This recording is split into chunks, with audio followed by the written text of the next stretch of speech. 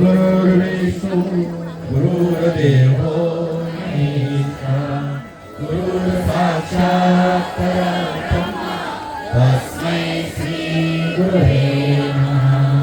श्री स्वामी समर्थ महाराज की जय।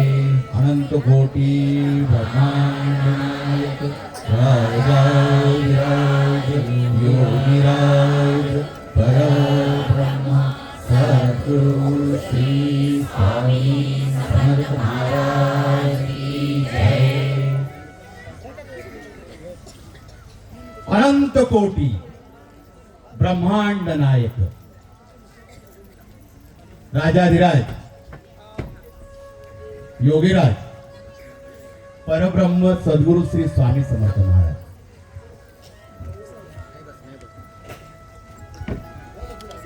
हा ब्रह्मांड नायक आहे। आज हा ब्रह्मांड नायकाच्या आशीर्वादामुळे आज आपला 1.25 लाख पार्थिव शिवलिंगांचा कार्यक्रम आपल्या मठामध्ये पार पडला। अनेक भक्त या सोहळ्यासाठी सहभागी झाले, साक्षीदार झाले। प्रत्येकाच्या मनामध्ये महादेवाला भेटायची ओढ होती। प्रत्येक जण मनापासून शिवलिंग बनवत होता। ज्यावेळेस आपण 1.25 लाख शिवलिंग बनवतो, पार्थिव शिवलिंग बनवतो, हे पहिलं पार्थिव शिवलिंग रामाने बनवलं होतं रामेश्वरला आणि महादेवाला प्रसन्न केलं। सर्वात भोळा कोणाला म्हटलं जातं? महादेव सर्वात भोळा आहे, जो भक्ताला पावणार आहे। भक्ताची करुणा त्याला लगेच समजते आणि तो भोळा शंकर त्या भक्तासाठी धावून येतो। आज त्या भोळा शंकराचे आपण 1.25 लाख सपाट पार्थिव शिवलिंग या ठिकाणी केले आणि महादेवाची अर्चना केली। आपण जेव्हा 1.25 लाख शिवलिंग करत असतो, आपण मनापासून ओम नमः शिवाय पंचाक्षरी मंत्र म्हणत असतो। या पंचाक्षरी मंत्रामध्ये एवढी शक्ती आहे की आपलं कोणती मनोकामना असो ती पूर्ण होत असते। आपल्या हाताच्या हस्तरेषा म्हटल्या जातात। आपण हस्तरेषा जे भविष्य पाहतात त्यांना दाखवत असतो। माणसाचं जीवन हे हस्तरेषेवर अवलंबून असतं हे सांगितलं जातं। आणि ज्यावेळेस आपल्या हस्तरेषांमध्ये काही दोष असतात, आपण म्हणतो गोरिलेची फुली आहे, पैसा टिकत नाही। ही रेष आयुष्याची, आयुष्य कमी। ही रेष भाग्याची, भाग्य कमी। ही रेष लग्नाची, लवकर लग्न जमणार नाही। ही रेष तुमची अतिभाग्याची, तुमच्याकडे पैसा प्रबळ असणार। या वास्तूमध्ये म्हणजे आपल्या हस्तरेषामध्ये सांगितलं जातं हे हस्तरेषावर आपलं जीवन घडेल। मग जेव्हा आपण पार्थिव शिवलिंग बनवतो, ते पार्थिव शिवलिंग बनवताना दोन्ही हाताने आपण शिवलिंग बनवतो। दोन्ही हातांचा स्पर्श त्या शिवलिंगाला होतो आणि तिथून शिवलिंग आपल्याकडून तयार होतं। त्याला स्तंभ म्हटलं जातं।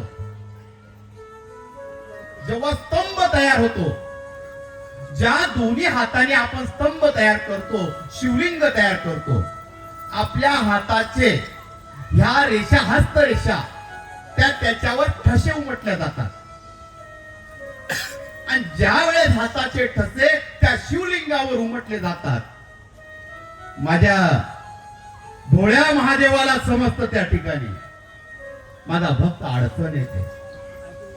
त्याच्या हस्तरेषांमध्ये दोष आहे आणि हस्तरेषांमध्ये दोष आहे। त्याच माझा भोळा महादेव म्हणतो, ह्या माझ्या भक्तांनी एवढे पार्थिव शिवलिंग केलेले, त्याच्या हाताचे ठसे उमटलेले, याचे दोष मी नाहीसे करतो।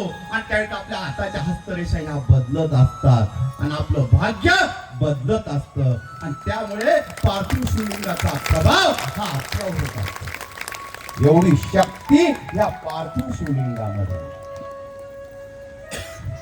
आज आपण पार्थिव शिवलिंग कोणी 100, 500, 1000, 2000, 5000 केले, पण आपण जे संकल्प सोडलेला आहे की मी 1,25,000 शिवलिंग बनवणार, तर आपल्याला पुण्य मिळणार 1,25,000 शिवलिंगांचं. ही शक्ती आहे. महादेव एवढा बोळ आहे, तो भक्ताच्या पाठीशी. एक ब्राह्मण होता, महादेवाच्या मंदिरात रोजची पूजा करायचा. बेलाचं पान घ्यायचा, महादेवाच्या लिंगावर ठेवायचा. त्या शिवलिंगाची रोजची आराधना त्या ब्राह्मणाची चालू असायची. मनामध्ये भोळा भाव होता, मी माझ्या महादेवाची सेवा करतोय. महादेवाला बेलपत्र वाहतोय, ही त्याची रोजची सेवा चालू असेल. पण 18 विश्व दारिद्र्य या ब्राह्मणाच्या मागे होतं. या ब्राह्मणाच्या मागे 18 विश्व दारिद्र्य होतं. पण त्याने कधी महादेवाला सांगितलं नाही की मला संपत्ती दे, मला पैसा दे, घरातली परिस्थिती बदलू दे, हाय तशी राहू दे, पण तुझ्या सेवेपासून मला दूर करू नको. तुझ्या शिवलिंगाची पूजा माझ्याकडून रोज होऊ दे. ही अर्चना तो ब्राह्मण महादेव मंदिरात करत असे. ही त्याची अर्चना चालायची. मग कधी कधी घरी आल्यावर जी भिक्षा मिळायची, कधी दान भेटायचं, त्याच्यामध्ये त्याचा उदरनिर्वाह चालायचा. त्याच्यात तो समाधानी असायचा. रोजचा असं त्याचा नित्यनेम चाललेला होता. पण एक दिवस असा आला की त्याला काही दान धर्मच भेटला नाही, म्हणून घरामध्ये खायलाच आता काही राहिलं नाही. मग पत्नी त्याला बोलू लागली, तुम्ही महादेवाचं इतकं करतात, मग महादेवाला का सांगते नाही? महादेवाला बोललं पाहिजे, आपल्या मनातली इच्छा बोलली पाहिजे. ब्राह्मण एक शब्द बोलला नाही.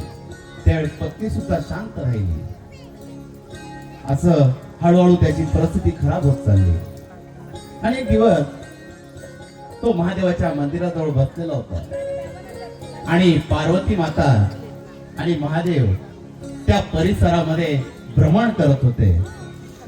भ्रमण करता करता पार्वती मातेचं लक्ष त्या ब्राह्मणावर गेलं आणि ब्राह्मणाकडे गेल्यावर पार्वती मातेने त्या ब्राह्मणाचा भाव ओळखला आणि पार्वती मातेला दया आली आणि ती महादेवाला सांगू लागली, तुम्ही हा तुमच्या भक्तावर कृपा का करत नाही?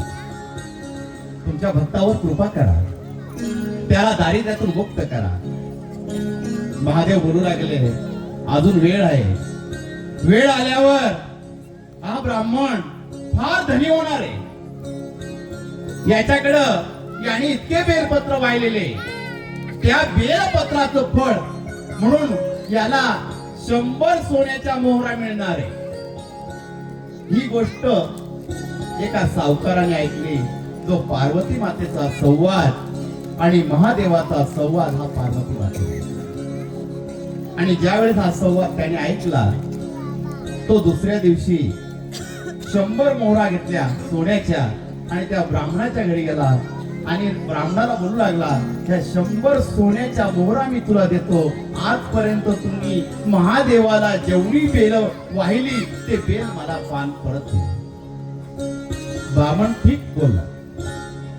त्याने ते बेल पान घेतले आणि सावकाराला देऊन टाकले आणि 100 सोन्याच्या मोहरा या ब्राह्मणाला मिळाल्या.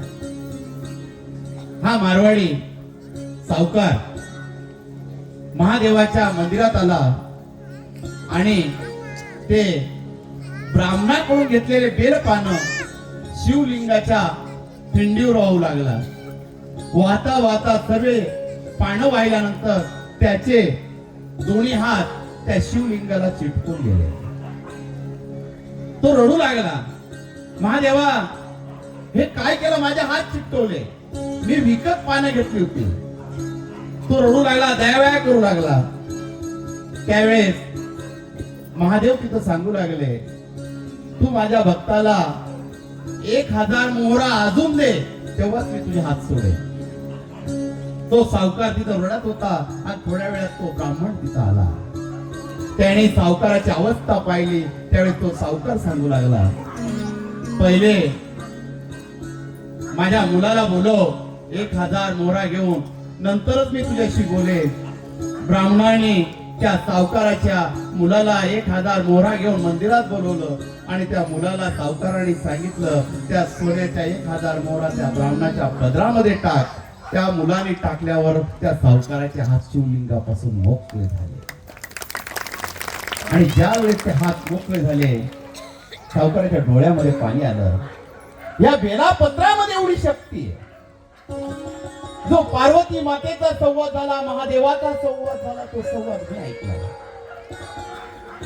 जेव्हा मी संवाद ऐकला तर त्याचा अर्थ मला ती लीला महादेवाची आत्ता कळाली.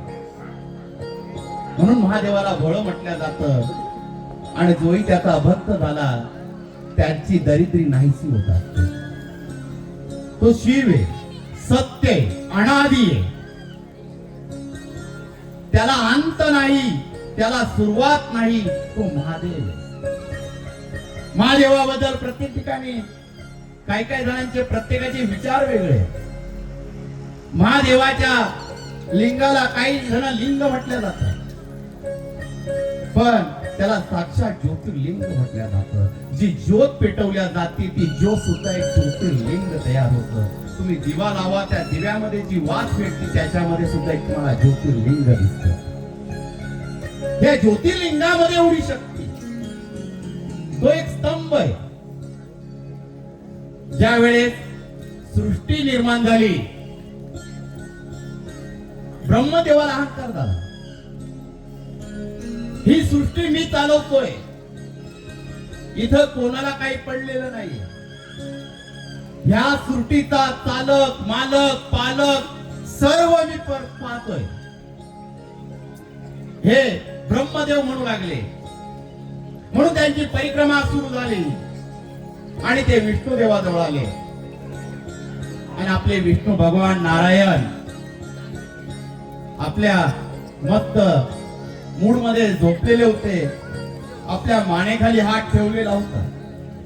लक्ष्मी माता चरण दाबत होती विष्णू भगवंताचे आणि ते स्मित असं सुंदर असं हास्य करत होते. नारायणाचं सुंदर असं स्वरूप होतं.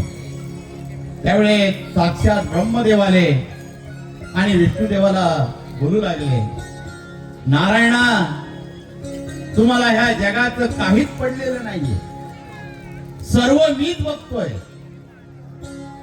नारायण बघू लागले आणि स्मित हसू लागले. पण ब्रह्मदेवाचा अहंकार होता आणि काही असे विचित्र शब्द बोलल्यामुळे दोघांमध्ये वाद होऊ लागला आणि वादाचं रूपांतर युद्धामध्ये येऊ लागलं. युद्ध भयंकर पेटलं. सृष्टीवर सर्व हाहाकार माजला. अशा वेळेस सर्व देव गोळा झाले. हे युद्ध थांबवायचं कसं म्हणून सर्वजण महादेवाजवळ गेले आणि महादेवाला विनंती करू लागले, हे युद्ध तुम्ही थांबवावं. आणि दोघांचं युद्ध सुरू झाल्यानंतर मध्ये एक स्तंभ तयार झाला, एक ज्योत तयार झाली. दोघ जण बघू लागले, हा स्तंभ कसला आहे आपल्या दोघांमध्ये. त्यावेळेस विष्णुदेव बोलू लागले, आपण युद्ध नंतर करू, पहिले या स्तंभाचा अंत आपण बघितला पाहिजे, सुरुवात बघितली पाहिजे. जो पहिले सुरुवात बघेल, तो कोणी अंत बघेल, तो जिंकला असं म्हणायचं, तोच पालन करत आहे. आणि त्यावेळेस विष्णुदेव बोलू लागले, मी पाताळामध्ये बघतो. आणि ब्रह्मदेव बोलू लागले, मी वरचा भाग बघतो. दोघ जण स्तंभाची पाहणी करू लागले. पाहणी करत असताना ब्रह्मदेव वरती जाऊ लागले, विष्णुदेव खाली जाऊ लागले, पण त्यांना अंत सापडत नव्हता. पण तेवढ्यात महादेवाच्या डोक्यावरचं केतकीचं फूल खाली पडलं आणि ते फूल पळत पळत ब्रह्मदेव वर जात असताना त्यांनी पाहिलं. त्यावेळेस विचारलं, केतकी इथं काय करतो? मी महादेवाच्या डोक्यावर होतो, आत्ता पडलो. मग त्यावेळेस ब्रह्मदेवाने केतकीवर जोर टाकला आणि सांगितलं, मी ह्या स्तंभाची सुरुवात बघितलेली, तुला हे सांगावं लागेल, त्याला मी साक्षीदार आहे.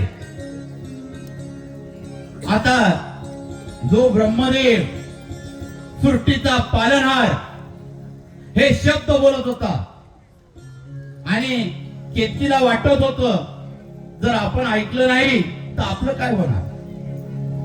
त्यावेळेस केतकीचं फुल घाबरलं, त्यांनी होकारार्थी मान हलवली.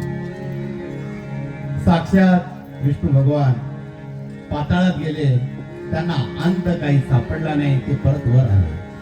आणि जे केतकीचं फुल वरून पडलं होतं, त्याला अर्धा काळ, दीड काळ लागलेला होता तिथपर्यंत पडून येण्यापर्यंत. किती दिवस, किती काळ लागले होते त्याला खाली पोहोचण्यासाठी सांगता येत नाही.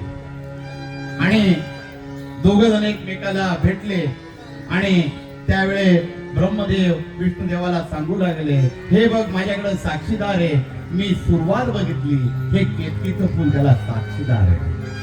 आणि ते केतकीचं फुल त्या ठिकाणी बोलू लागलं, हो माझ्या समोर ब्रह्मदेवाने सुरुवात बघितली, त्याला मी साक्षीदार आहे. आणि त्या दिवशी त्यावेळेस माझा महादेव त्या ठिकाणी प्रगट झाला आणि केतकीला श्राप दिला, तू माझं आवडतं फुल होता, पण यापुढे तू माझं आवडतं फुल राहणार नाही. म्हणून त्या दिवसापासून महादेवाला केतकीचं फुल कधी वाहिलं जात नाही.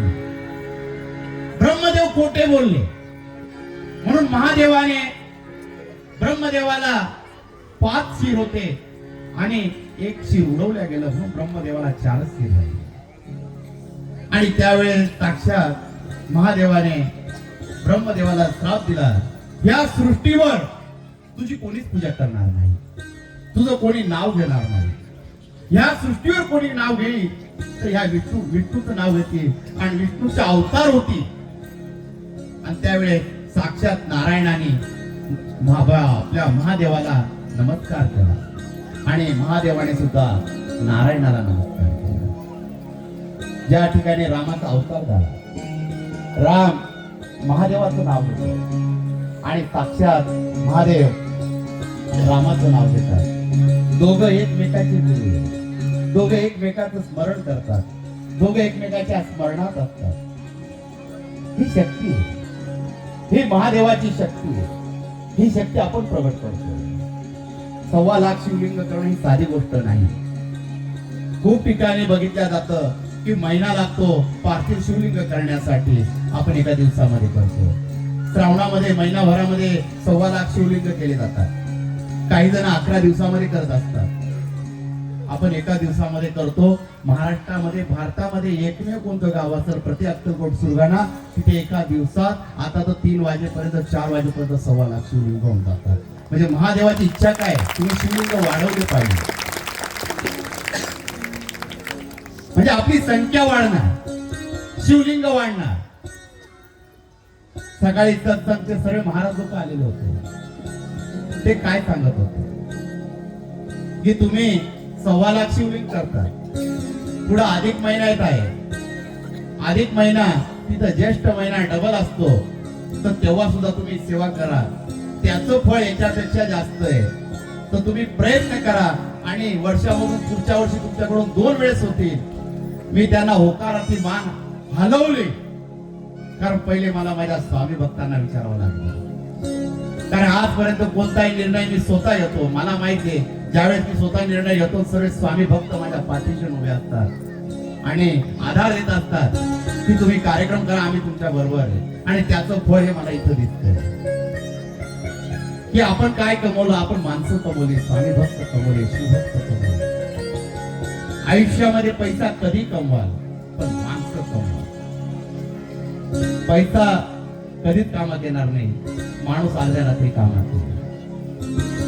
माणसाला माणसाची किंमत कळाली तोच ह्या जगामध्ये जिंकला. ज्याला माणसाची किंमतच नाही, पैशाला किंमत देतो, त्या माणसाने बघूनच काही फायदा नाही. आपल्या आयुष्यामध्ये आपण किती पैसा कमवला आणि ज्या वेळेस आपण देह सोडला, आपल्या तोंडात फक्त 1 रुपयाचं नाणं टाकल्या जाणार आहे, राहिलेला पैसा दुसऱ्याच जण घेणार आहे. मेल्यावर आपले कपडे सुद्धा बाहेर फेकून देणार आहे, पण आपले कमवलेले पैसे तेच वापरणार आहे. आपल्या हातात अंगठी सोनं त्याच्यावर भांडण करतील, हे मला दिलं होतं तुला दिलं होतं, तेव्हा म्हणणार नाही तो मेलेला आहे, त्याच्या अंगावरती ते बी जाळून टाका. पैसा आपल्याला इतका प्रिय झालेला आहे. आपण ज्यावेळेस माणसाची किंमत समजू ना, त्यावेळी आपल्याला खरी माणुसकी समजेल. माणसाला माणसाची माणुसकी समजली पाहिजे. आयुष्यात प्रत्येक माणसं आयुष्यात येतात, त्यांची किंमत करायला शिकतात. गेलेली वेळ आणि गेलेली व्यक्ती आयुष्यात कधीच परत येत नाही. कोण आपण जर कोणावर उपकार केले तर विसरून जा, कोणी आपल्यावर उपकार केले तर ते लक्षात ठेवा, का त्याची आपल्याला परतफेड द्यायची. आपण आयुष्यामध्ये एकाच गोष्टीवर विचार करत असतो. काही करायला गेल्यावर प्रत्येकाच्या डोक्यात असते 4 लोक काय म्हणतील, बरोबर आहे का नाही? काही करायचं 4 लोक काय म्हणतील ह्या विचारापायी लोक मागे राहिलेले. तुम्हाला घरात काय करायचं राहिलं, मुलांनी काय आणलं, मुलं वाईट वागले, ते 4 लोक काय म्हणतील. ते 4 लोक कोण आहे मला हे सांगा पहिले. हे 4 लोक आपल्याला माहिती झाले पाहिजे, नंतर या 4 लोकांना घाबरलं पाहिजे. आपलं आयुष्य आपण खरं करून टाकलेलं आहे. आपण मंदिरात यायला घाबरतो, मी आजपर्यंत गेलो नाही, गेलो तो 4 लोक काय म्हणतील. अरे त्याला काय घेणं आहे. हे 4 लोक कोण आहे माहितीये का? जेव्हा तिरडी निघते ना, त्याच्या खाली 4 उभे असतात, तेव्हा हे 4 जण गप्पा मारतात, हा कसा होता.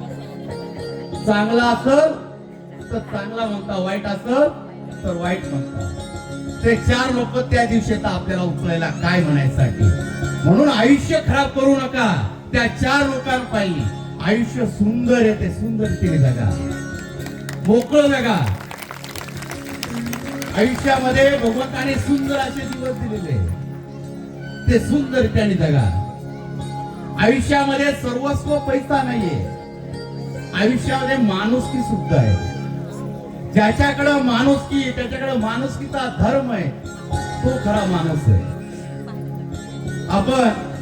मी अशी काही व्यक्ती पाहिला, भरमसाठ व्यक्ती पाहतो, कारण मला मठामध्ये खूप फिरावं लागतं. मी 1.5 महिना माझ्या स्वामी भक्तांसमोर सोबत भिक्षा मागत फिरत होतो. मी अशा काही व्यक्ती पाहिल्या की त्यांना दुकान आणि घरच सोडत नाही. फक्त पैसा, सकाळी उठायचं पैसा, रात्री झोपायचं पैसा, मोजायचा, दुकानात बसायचं. त्या व्यक्तींशी जेव्हा संवाद झाला, त्यांना दत्त संप्रदाय सुद्धा माहित नाहीये, दत्त संप्रदायाचे अवतार माहित नाहीये. फक्त महादेव माहितीये का तर नाव ऐकलेले, गणपती ऐकलेले का ते गणपती बसवतात, दुर्गा देवी माहितीये का कुळदेवी पूजावी लागती म्हणून, आणि देवी नवरात्र असती म्हणून. बाकीच्या देवांचं त्यांना काहीच माहित नाही. आणि वरून म्हणता आम्हाला वेळच नाही, कारण की यांना फक्त कष्ट करायला पाठवलेलं आहे, कारण की त्यांच्या भरोशावर बाकीच्यांना जगायला पाठवलेलं आहे. कारण त्यांनी फक्त जीवनामध्ये देवाने त्यांना एवढ्यासाठी जन्म दिलेला आहे, ये धंदा कर, पैसे कमव, शेवटला पोरांना सोडव, नाही तर पोरांना भेटत नाही, त्याची दुसरीच मजा मारत असतो, त्यालाही भेटत नाही. म्हणून आयुष्यामध्ये जे आपल्याला दिवस दिलेले, देवाने सुंदर जीवन दिलेलं आहे, कमवा. जीवन जगण्यासाठी पैसा लागतो, प्रत्येक ठिकाणी पैसा लागतो, पण त्याचे हावभाव करू नका. नुसता पैसा सर्वस्व आहे हे कधीच समजू नका. कारण की ज्यावेळेस शेवटचे क्षण येतात ना, शेवटचे क्षण मोजावे लागतात, गण तिजोरी भरून पैसा असतो, काहीच उपयोग होत नाही. त्यावेळेस डॉक्टर सांगतात आमच्याकडची गॅरंटी समजलेली, आता ह्या ठिकाणी काय करत तुम्ही एक चमत्कार करू शकतो. आणि जर त्यावेळेस तुमच्याकडे दैव शक्ती असेल तर त्या ठिकाणी चमत्कार घडत असतो. आणि जर तुमच्याकडे दैव शक्ती नसेल तर तिथं चमत्कार कधीच घडत नाही. मग त्याला बाहेरचं मडकं तयार असतं. म्हणून आयुष्यामध्ये माणसं जोडा, भगवंताशी एकरूप व्हा. भगवंताशी जेव्हा तुम्ही एकरूप व्हाल, तो भगवंत सुद्धा तुमच्याशी एकरूप होईल. कारण की आयुष्यामध्ये आजचा क्षण माझ्यासाठी फार वेगळा होता. मी काय होतो आणि स्वामींच्या कृपेने काय झालो. ज्यावेळेस साधू संत आले, त्यांनी मला प्रेमाने त्यांच्या जवळ बसवलं. माझ्यासाठी तो क्षण फार वेगळा होता की आपण एवढं काय पुण्य केलं की आपल्याला साधू संतांच्या बैठकीत त्यांच्या तपश्चर्या एवढ्या असताना त्यांच्या जवळ बसायला भेटलं. आपण जो कार्यक्रम केला, एका शब्दात सर्व स्वामी भक्त गोळा झाले. त्या टाइमवर सर्व आठवत होतं. नजर कावरी बावरी फिरत होती. मनामध्ये अनेक विचार येत होते की आयुष्यामध्ये काहीतरी कमवलं. माझ्या स्वामींमुळे हे स्थान मला मिळालं, माझ्या गुरुमुळे मला स्थान मिळालं.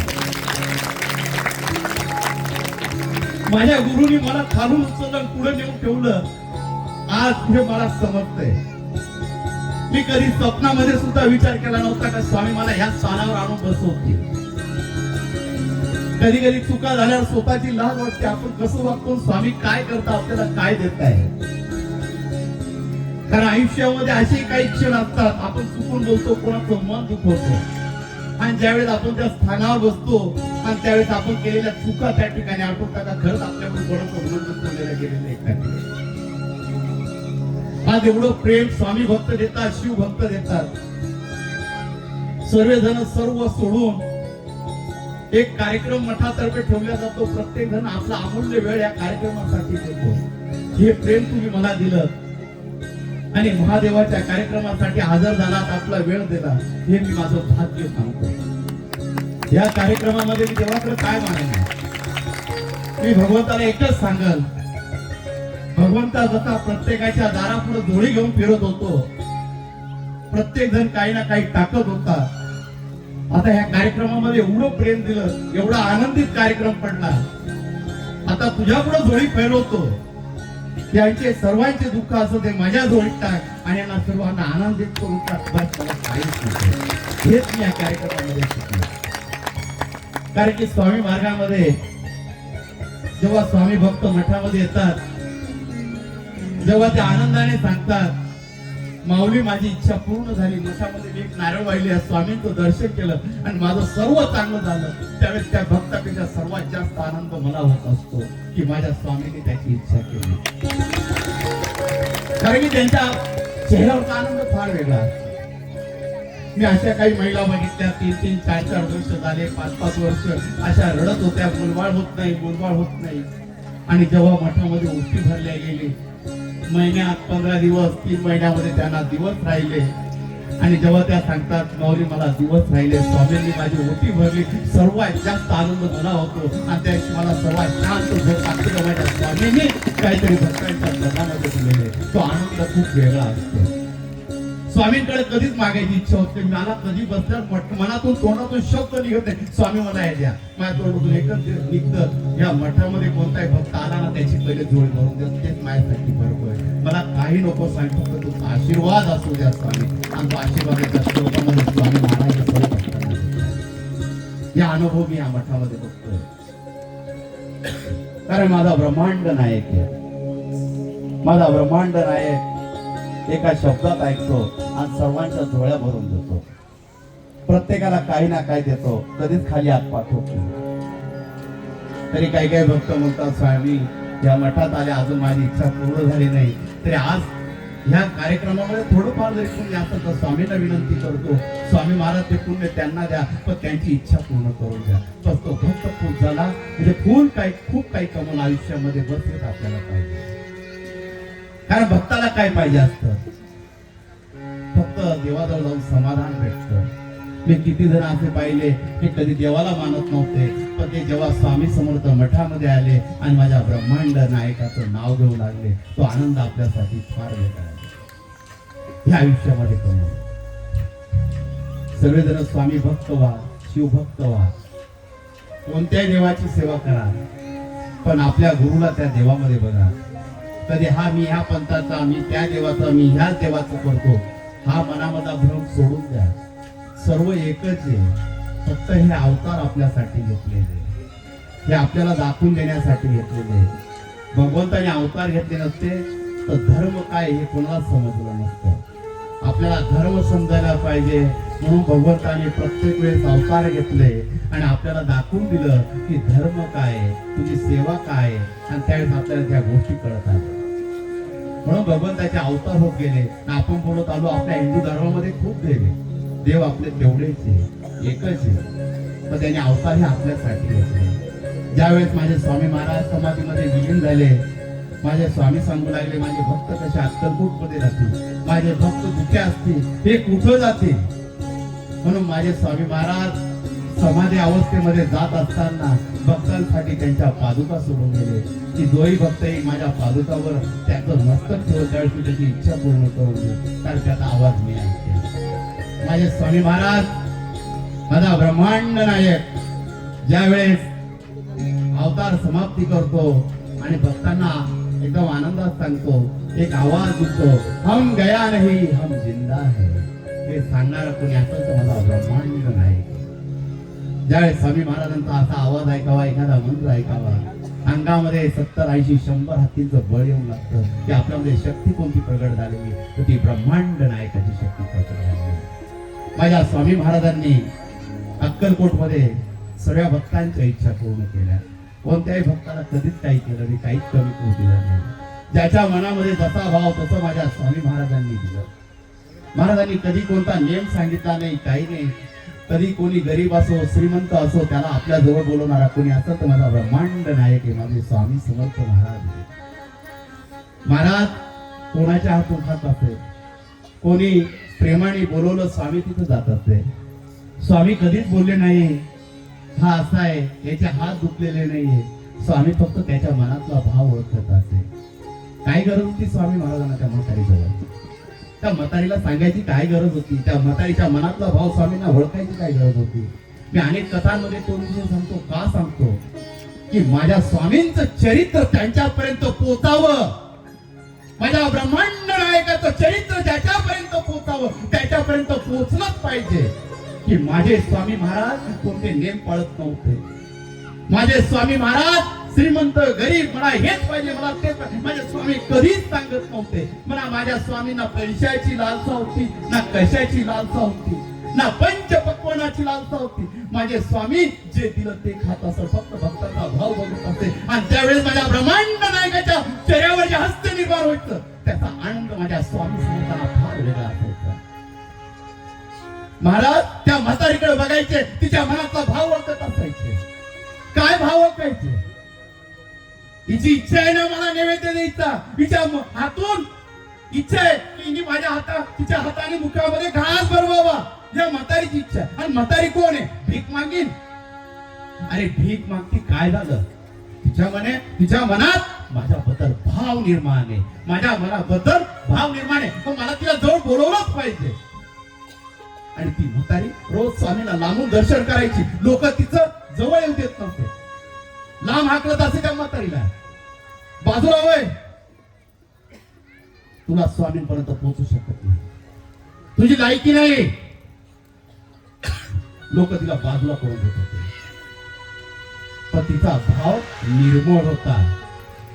मी एक दिवस या ब्रह्मांड नायकाच्या मुखामध्ये घास भरवीन तर शांत बसेल. ती म्हातारी सांगत होती. अंगावरचं पातळ फाटलेलं होतं, खायला घरामध्ये नव्हतं, ताट व्यवस्थित नव्हतं, आणि मनामध्ये भाव मला ब्रह्मांड नायकाला जेवू घालायचंय. पैसे नाही, कधी कामाला जाते कधी भीक मागते, पण नैवेद्यासाठी पाहिजे तसे पैसे नाही, नैवेद्यासाठी पाहिजे तशी तयारी नाही, पण भाव मला ब्रह्मांड नायकाचा. बिचारी रोजेची स्वामी महाराज बसलेले असायचे वटवृक्षाच्या छायेमध्ये. माझ्या स्वामींचं स्नान करत असताना माझे ब्रह्मांड नायक मी तसं सुंदर हसत असायचे आणि ही म्हातारी हात जोडायची, स्वामी नैवेद्य द्यायचा आहे तुम्हाला, कसा देऊ, किती अंतपाना, माझं आयुष्य तसंच जाणार का स्वामी, तुम्ही सांगा ना. एक दिवस माझ्या हातून फक्त एक घास भरवा स्वामी, एक घास भरवा ना स्वामी. स्वामी मान हलवायचे. हो हो हो माई, आम्ही घास खाणार तुझ्या हातचा. अरे महाराज शांत होऊन जायचे. महाराजांचा चेहरा पडलेला असायचा, कारण की योग्य वेळची वाट स्वामी महाराज बघत होते. म्हातारीचं रोजचं चाललं होतं. महाराजांनी ठरवलं हिला सांगायचं का घास भरव, आज नैवेद्य दे. महाराजांनी पूर्ण तयारी करून ठेवली. सर्व वास्तुस्थिती बदलली. म्हातारीला 2 पैसे जास्त मिळाले. म्हातारीला आनंद झाला. त्यावेळेस आनंद झाल्यावर मनामध्ये विचार आला, या पैशाचं काय करायचं? माझ्या ब्रह्मांड नायकाला मला जेवू घालायचं, त्याच्यासाठी नैवेद्य घ्यायचा, त्याच्यासाठी काहीतरी सुंदर बनवायचं आणि माझ्या स्वामींना काहीतरी जेवू घालायचं. हा मनामध्ये भाव त्या म्हातारीचा निर्माण झाला आणि तयारी करू लागली. आनंदाने नाचू लागली, मी माझ्या स्वामींना जेवू घालणार. त्यावेळेस सर्व विसरून गेली. त्या आनंदाच्या भरात म्हातारी पैसे घेऊन घराजवळ आली. नाही तर आपण पैसे आल्यावर काय करणार? मी कपडे घेणार, मी प्रॉपर्टी घेणार, मी या पैशाचं काहीतरी करणार. पण म्हातारीचा भाव तसा नव्हता. आनंद वेगळा होता. घरात दिवाळी होती. मला स्वामींना नैवेद्य द्यायचं. घरी आली, नैवेद्य केला. महाराजांसाठी किरणाला नैवेद्य केला. आनंदाच्या भरामध्ये स्वामींना ताट खाऊ लागलं. ऍल्युमिनियमचं ताट होतं, खराब होतं. तो भाव चांगला होता, सुंदर होता, निर्मळ होता. त्या ताटामध्ये नैवेद्य भरला स्वामींसाठी आणि झाकायचा कशाने? तेव्हा म्हातारीला तिची परिस्थिती समजली आणि म्हातारी शांत झाली, विचार करू लागली. स्वामी, ताट बरोबर नाहीये, झाकायला कापड नाहीये. आता हा नैवेद्य तुमच्यापर्यंत आणू कसा? ज्यावेळेस तो भाव निर्माण झाला तिथं म्हातारी रडू लागली. म्हणजे स्वामींना आज पैसे आले, नैवेद्य द्यायचा, सर्व बदललं होतं. पण मनामध्ये परत विचार आला, स्वामी खातील का? माझे हात काळे पडलेले, माझी साडी कधीची हे करते, वास मारते. फाटलेल्या साडीमध्ये नैवेद्य घेऊन जायचा. ताट कधीच घासलेलं नाहीये, ते काळं पडलेलं, त्याच्यामध्ये नैवेद्य काढला, तो बरोबर दिसत नाहीये. मग स्वामी खातील का? मनामध्ये असंख्य विचार येऊ लागले. तर परत थेट मनाने म्हातारी उभी राहिली. नाही खाल्ला तरी चालत, तिथं ठेवून तरी निघून गेली. परत नैवेद्य हातामध्ये घेतला, साडीमध्ये झाकला. म्हातारी घराच्या बाहेर आली आणि जाणू लागली. मनामध्ये स्वामींचं स्मरण करू लागली. मी स्वामींना नैवेद्य देणार, स्वामींना नैवेद्य देणार, हा मनामध्ये भाव येऊ लागला. तिच्या समोर एक माणूस आला. हे म्हातारे, कुठे चालली? आनंदाच्या भरामध्ये म्हातारी सांगू लागली, मी माझ्या स्वामींना, माझ्या ब्रह्मांड नायकाला नैवेद्य घेऊन चालली. ए शी, हे ताट, अरे तुझा हात काय? ते स्वामी आहे, जगाचे पालनहार, तुझ्या हातचा खातील का? अरे तुझा अवतार तर बघ, तुझं ताट तर बघ, अंगावरची साडी बघ, वास येतो. ताट. म्हातारी घाबरली. बरोबर आहे, तू सांगतो ते बी बरोबर आहे. मी गरीब आहे, निर्धन आहे, मनामध्ये भाव आहे, काय करू? स्वामींना नैवेद्य द्यायचा आहे, भाव आहे, माझ्या मनामधला भाव आहे, मला नैवेद्य द्यायचा आहे. थोडी थांबली, विचार केला, परत ताट घातलं आणि चालू लागली. लांबून पाहू लागली. स्वामींकडं खूप गर्दी झालेली आहे. असंख्य स्वामी भक्त स्वामींपुढे गर्दी करून करताय. म्हातारी झाडाच्या आड लपली आणि चोरून चोरून स्वामींना पाहू लागली, पाऊल उचलू लागली. आणि त्या गर्दीमध्ये एकाने म्हातारीला ढकललं. म्हातारी, काय काम आहे तुझं? सरक. म्हातारी खाली पडली. ताट सावरलं, ताट पडू दिलं नाही, ती स्वतः पडली, सावरली.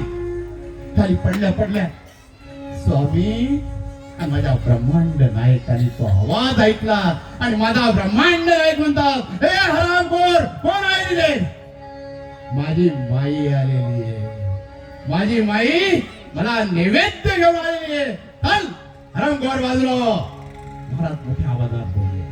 सर्व गर्दी एकमेकाकडे पाहू लागले. स्वामी म्हणतात, पाहतो काय? आम्ही सांगतोय, आमचा आवाज ऐकला नाहीत का?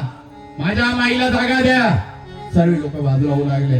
माई कोण आहे? सर्व इकडे तिकडे पाहू लागले. म्हातारी आजूबाजूला पाहू लागले. तेव्हा म्हातारीला कळलं, स्वामी मला आवाज देताय. तर स्वामींची नजर म्हातारीवर पडलेली होती. म्हातारी सावरली, डोळ्याचे अश्रू पुसले, स्वतःला सावरलं, उभी राहिली, चालू लागली, हिंमत होऊ लागली. मला स्वामी बोलवताय, स्वामी स्मित हसताय, मला माझा ब्रह्मांड नायक बोलवतोय. माझे स्वामी सांगताय ये माई ये. मला जेव्हा आई बोलताना स्वामींचे डोळे भरून जातात, स्वामीचा चेहरा उतरून जातो. ज्यावेळेस माझा ब्रह्मांड नायक माई माई माई करतो. म्हातारी येते, ताड दाखलेलं आहे. म्हातारीमध्ये हिंमत येते, स्वामी मला बोलवताय. सगळे लोक तिच्याकडे बघताय. या म्हातारीला स्वामी बोलवताय. अरे तिचे हात पा, अरे तिचे कपडे पा. म्हातारी आता लक्ष देते. माझं लक्ष माझ्या स्वामींकडे. मला आता ह्या दुनियेकडे नाही लक्ष द्यायचंय. मला लक्ष देणाराच माझ्याकडे पाहतोय. त्याचं लक्ष आता माझ्याकडे. म्हातारी हळूहळू नैवेद्य घेऊन गेली. स्वामी म्हणतात माई कधीच भूक लागली ग, पोट भरलं नाही आमचं. माझी माई मला नैवेद्य देणार. तुझ्या हातचा घास माझ्या मुखामध्ये भरव माई. हो हो स्वामी, भरवते ना स्वामी. म्हातारीने ताट हातामध्ये घेतलं आणि सावरलं, पाणी फिरवलं, हातामध्ये ताट घेतलं आणि डोळ्याचे पदराने डोळे पुसले आणि आपलं ताट हातामध्ये घेतलं आणि घास कालवला आणि माझ्या स्वामींच्या मुखामध्ये घास भरू लागले. आणि घास भरवताना स्वामींच्या डोळ्यामध्ये अश्रू निर्माण झाले. आणि त्यावेळेस माझे भक्त म्हणू लागले स्वामी जेवले हो, स्वामी जेवले, या डोळ्यांनी मी पाहिले. स्वामी जेवले हो, स्वामी जेवले, या डोळ्यांनी मी पाहिले. या डोळ्यांनी मी पाहिले.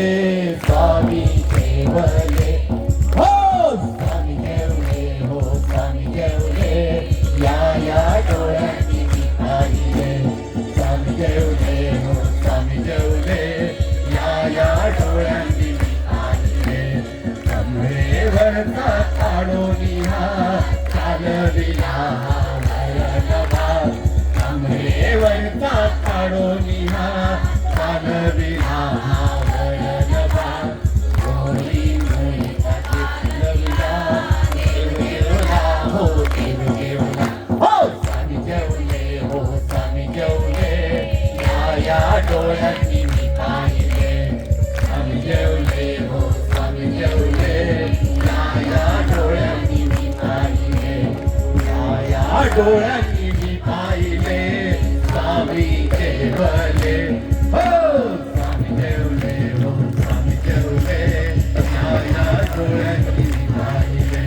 स्वामी जेवले हो, स्वामी जेवले, या डोळ्यांनी मी पाहिले. सर्व भक्त बघत होते. मला ब्रह्मांड नायक जेवत होता. त्या म्हातारीच्या हातून स्वामी घास भरवत होते. ती माई स्वामींच्या मुखामध्ये घास भरवत होती आणि तो घास मला ब्रह्मांड नायक खात होता. ही स्वामींची भक्ती, हा विश्वास आहे, हे निर्मळ मन आहे, हे भगवंताला पाहिजे. म्हणून माझे स्वामी महाराज सांगता भक्त कसाही असो त्याच्या मनातला भाव निर्मळ असला पाहिजे. म्हणून आपला भाव जर निर्मळ असला, भगवंत आपल्याला स्वतःहून बोलत असतो. आपल्या आयुष्यात कितीही अडचणी येऊ, त्याला काळजी असती माझा भक्त माझ्यापर्यंत पोहोचला पाहिजे. तसे आपला भाव निर्मळ आहे म्हणून असं ब्रह्मांड नायकाच्या दरबारामध्ये जमलो आहोत आणि हा ब्रह्मांड नायकाची सेवा करतो. सकाळपासून सर्व स्वामी भक्त, सर्व शिवभक्त, प्रत्येक जण आपल्या भक्तीमध्ये विलीन झालेला आहे. प्रत्येकाला काळजी आहे. 1.25 लाख शिवलिंग झाले पाहिजे. प्रत्येकाची इच्छा आहे एवढे शिवलिंग एवढ्या वेळात झालेच पाहिजे. तो आनंद वेगळा आहे. माझ्या शिवाचे भजन लागले, सर्वजण नाचत होते. त्या नाचण्यामध्ये आनंद वेगळा आहे. ती सुद्धा भक्ती. त्या भक्तीमध्ये सुद्धा मी महादेवासाठी नाचते, मी महादेवासाठी सर्व करते. ती भक्ती निर्माण होते, तो भाव निर्माण होतो. आणि असाच वेळ आपला अमूल्य तुम्ही ह्या शिवभक्तीसाठी दिलात. आणि आज अनेक शिवभक्तांनी, स्वामी भक्तांनी वेळ काढला, अनेकांनी सहकार्य केलं म्हणून असा कार्यक्रम आपला मोठा कार्यक्रम झाला. या कार्यक्रमात सर्वांचं सहकार्य, सर्वांचं श्रेय म्हणून असे कार्यक्रम होत असतात. कोणी एकटा कार्यक्रम करू शकत नाही. सर्वांचं श्रेय असतं तेव्हा तसे कार्यक्रम होत असतात. ही स्वामी महाराजांची शक्ती म्हणून अशा कार्यक्रमामध्ये बळ येत असतं आणि सर्वजण या कार्यक्रमासाठी बळ देत असतात. अनेकांनी सहकार्य केलं. या कार्यक्रमासाठी सर्वांनी भरभरून भिक्षा दिली. प्रत्येक गावामधून भरभरून भिक्षा आली. त्या सर्व स्वामी भक्तांचे मी धन्यवाद मानतो की त्यांनी आपलं स्वामी आपल्या स्वामींच्या कार्यक्रमात काही कमी नाही पडलं पाहिजे अशी भिक्षा भरभरून दिली. म्हणून आजचा कार्यक्रम आपला द्विगुणित झाला आणि त्या कार्यक्रमात तुम्ही सर्वजण आलात, कार्यक्रमाची शोभा वाढवली. म्हणून खूप खूप धन्यवाद. आज या कार्यक्रमासाठी परत आज आपण जोडी मागणार आहोत. तर ज्यांची इच्छा असत त्यांनी टाकायचे, ज्यांच्याकडे पैसे नसत त्यांनी फूल टाकलं तरी चालेल, तांदूळाचे दाणे असत तरी टाकले तरी चालेल. कारण की आपला मठ हा भिक्षेवर चालतो आणि त्या भिक्षेमध्ये प्रत्येकाची इच्छा असते मी अन्नदानासाठी दान द्यावं, हे द्यावं, तर तसं दान द्यायचं काही काहींच्या लक्षात राहत नाही आणि आपण हे मागण्यासाठी माणसं ठेवत नाही. म्हणून आपण भिक्षामध्ये तुम्ही जे द्याल तेच पैसे आपण अन्नदानासाठी वापरत असतो आणि कार्य पूर्ण करत असतो. तर मी तुमच्यापर्यंत आलो तो चालेल ना? फक्त गर्दी करू नका. गर्दी कळवणला अशीच एकमेकाच्या अंगावर माणसं पडायला लागून गेल्या त्या गर्दीमुळे. तर मी प्रत्येकापर्यंत फक्त जागेवरच राहा, फक्त जागेवर उठू नका. मी प्रत्येकापर्यंत पोहोचणार, फक्त मला जागा करून द्या आणि स्वामींची जोडी भरून द्या. एक स्वामींचं भजन लावायचं आहे तुम्ही.